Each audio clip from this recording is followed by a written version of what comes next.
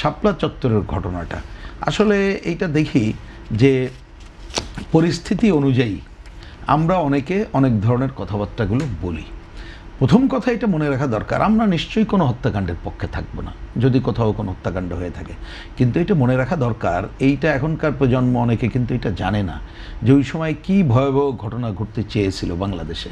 একেবারে ঢাকা শহর দখলদারিত্ব সহ নানা ঘটনা ঘটতে চেয়েছিল।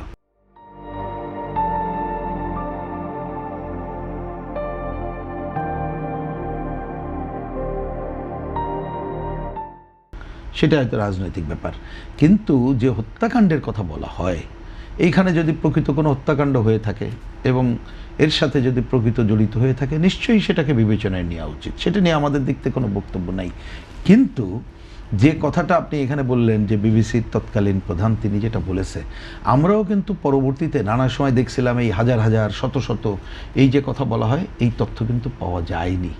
এমনকি আমি ব্যক্তিগতভাবে একটা বলতে পারি, এটা আজিজ ভাই হয়তো বলতে পারে, যে আমরা ওই ধরনের অনেক ধরনের মানবাধিকার অর্গানাইজেশনের সাথে তখন যখন কাজ করেছি এটা গিয়েছি, আমাদের কাছে দেখা গেছে যে তারা যে তালিকা প্রথমে প্রকাশ করলো পরে কিন্তু তার বাস্তবতার সাথে মিল নাই।